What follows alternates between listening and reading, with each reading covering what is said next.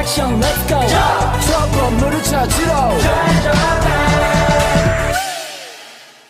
Assalamualaikum warahmatullahi wabarakatuh. Yang terhormat kepada Ibu Meni Pujirasuti, SSMKP, selaku dosen pengampu mata kuliah Etika Administrasi dan ASN Beradab.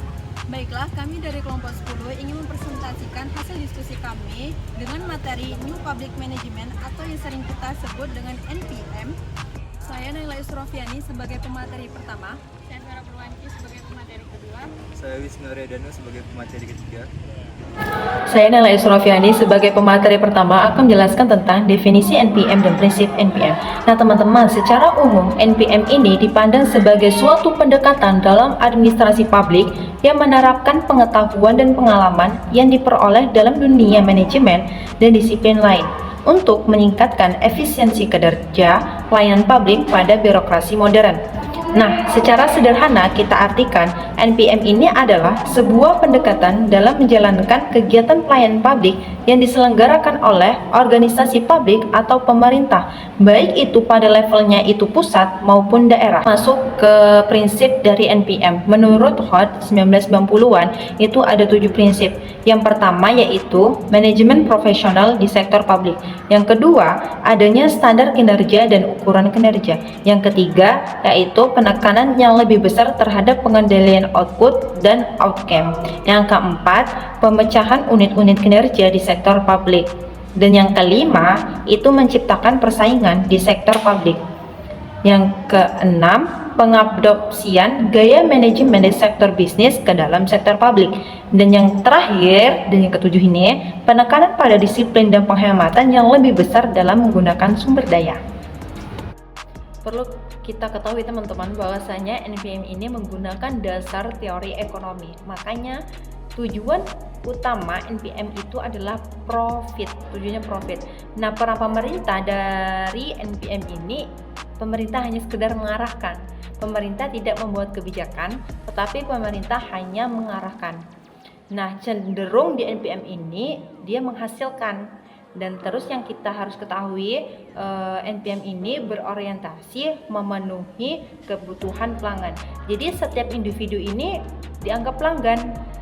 Pemerintah itu bukan melayani, tapi hanya sekedar mengarahkan.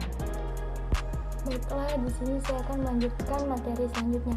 Kemudian ada ciri-ciri New Public Management. Nah, secara umum, New Public Management ini memiliki ciri-ciri yang pertama pengambilan yang berorientasi pada persaingan dengan cara pemisahan wewenang antara pihak yang memberi dana dan juga pihak pelaksanaan tugas. Nah, ini merupakan salah satu prinsip kunci New Public Management.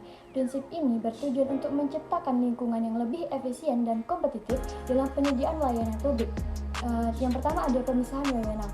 Dalam konteks ini, pemisahan wewenang mengacu pada pembagian peran dan juga tanggung jawab antara pihak yang bertanggung jawab untuk merancang kebijakan dan pemberian kontrak. Nah, biasanya dengan pihak ini bertanggung jawab untuk melaksanakan tugas atau proyek yang telah diberikan. Kemudian ada pihak pemberi. Nah, pihak pemberi ini adalah entitas atau individu yang bertanggung jawab merencanakan, mengawasi, dan juga mengendalikan pelaksanaan tugas atau proyek. Mereka mendefinisikan tujuan, persyaratan, dan standar yang harus dipenuhi oleh penyedia layanan. Kemudian juga ada pihak pelaksana. Nah, pihak pelaksana ini adalah penyedia layanan yang sebenarnya yang ditugaskan untuk melaksanakan tugas atau proyek sesuai dengan ketentuan yang telah ditetapkan oleh pihak pemberi tadi. Nah, kemudian yang selanjutnya ada pemfokusan pada efektivitas, efisiensi, dan mutu pelaksanaan tugas. Pemfokusan efektivitas, efisiensi, dan mutu pelaksanaan tugas dalam NPM ini mengarah pada upaya untuk memberikan pelayanan publik yang lebih baik dan responsif terhadap kebutuhan masyarakat sambil tetap mempertimbangkan sumber daya yang lebih efisien. Kemudian ada pemisahan manajemen strategis dari manajemen operasional dalam pemberian order dan anggaran umum. Kemudian ada pelaksanakan order swasta pemerintah dalam NPM ini. Pelaksanakan order swasta dan pemerintah yang diperlakukan sama-sama merujuk pada pendekatan yang lebih berorientasi. Prinsip ini menekankan adanya persaingan yang sehat antara kesetaraan perlakuan antara penyedia layanan swasta dan juga pemerintah. Lalu adanya upaya meningkatkan inovasi yang terarah. Nah, dalam manajemen operasional ini. Nah, selanjutnya kita memasuki orientasi NPM atau juga yang disebut dengan New Public Management. Nah, New Public manajemen ini telah mengalami berbagai perubahan orientasi menurut Farley, Ashburner, Fitzgerald, dan Redgrave dalam kebenaran. Nah, yang pertama adanya orientasi The Drive, yaitu mengutamakan nilai efisiensi dalam pengukuran kinerja. Lalu ada juga orientasi Downsizing and Decentralization, yaitu mengutamakan penyederhanaan struktur, memperkaya fungsi, dan juga mendelegasikan otoritas kepada unit yang lebih kecil agar dapat berfungsi secara cepat dan juga tepat.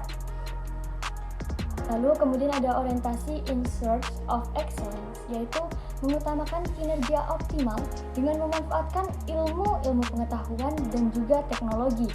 Nah, selanjutnya ada juga orientasi Public Service, yaitu menekankan pada kualitas, misi, dan juga nilai-nilai yang hendak dicapai oleh organisasi publik tersebut. Nah, memberikan perhatian yang lebih besar kepada aspirasi, kebutuhan, dan partisipasi dan juga warga masyarakat, termasuk wakil-wakil mereka yang menekankan social learning dalam pemberian pelayanan publik dan penekanan pada evaluasi kinerja secara berkesinambungan dan juga partisipasi masyarakat dan akuntabilitas. Nah, mungkin hanya itu yang dapat saya sampaikan. Materi selanjutnya akan disampaikan oleh Wisnu. Baiklah, saya akan melanjutkan materi yang terakhir, yaitu tujuan Neo Public Management. Ada beberapa tujuan dari public management, yaitu adalah A. Menurut Rainey 1990, public management aims to increase skill and improve skill and improve accountability. Manajemen publik itu ditujukan untuk meningkatkan tercapainya tujuan sektor publik agar lebih efektif dan efisiensi. Pegawainya lebih berkeahlian dan lebih mampu mempertanggungjawabkan kinerjanya.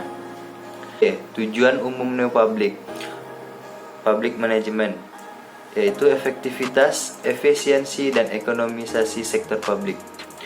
Sekian dari materi yang bisa saya sampaikan, kurang lebih mohon maaf.